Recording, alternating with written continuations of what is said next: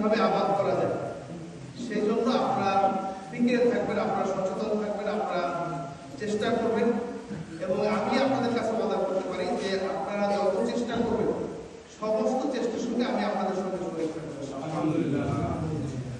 2 নম্বর কথা হচ্ছে যে এখন আলহামদুলিল্লাহ অনেক বছর পরে একটা নতুন সরকার এসেছে এবং এই নতুন সরকারের কাছে কিন্তু আমাদের অনেক প্রত্যাশা রয়েছে এবং সরকার কিন্তু কাজ শুরু করেছে। বিশেষ করে ইমাম মুয়াজ্জিনদের যে বেতন মুক্ত করার জন্য তারা উদ্যোগ নিয়েছে।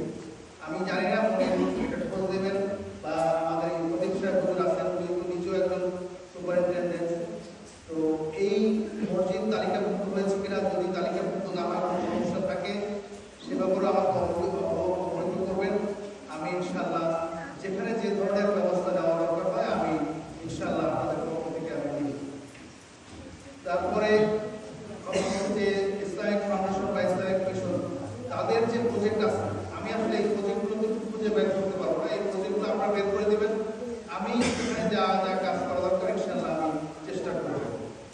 কারণ আপনাদেরকেই কিন্তু উদ্যোগ নিতে হবে, আপনাদের উদ্যোগ নিতে হবে। যেমন ইসলামিক মিশনের একটা প্রকল্প আছে দারুল আরকাম, যে আপনারা যে তারা গণশিক্ষা কর্মসূচি বা মাদ্রাসা যে শিক্ষা বা যাই থাকুক না কেন, আপনার এখানে আমাদের একটা হেফজ মাদ্রাসা করার পরিকল্পনা ছিল।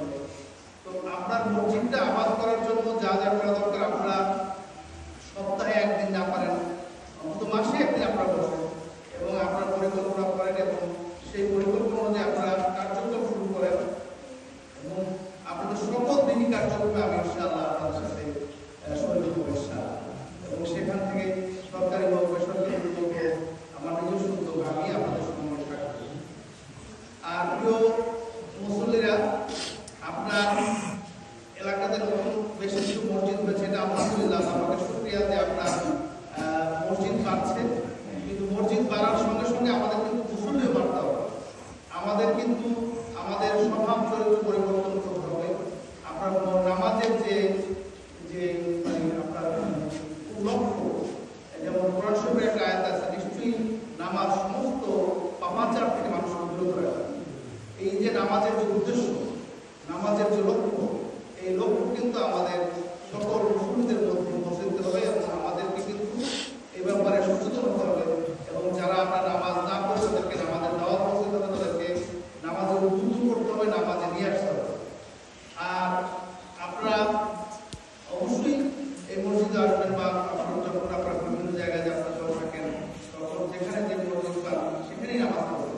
কিন্তু এই মসজিদের মধ্যে আপনাদের একটা হক রয়েছে, সেটা আপনারা মাথায় রাখবেন। কারণ আমাদের পূর্বপুরুষরা কিন্তু এই মসজিদ আবাদ করেছেন এবং এই মসজিদের খেদমত করেছেন, আমরাও এই মসজিদের মুসলিম।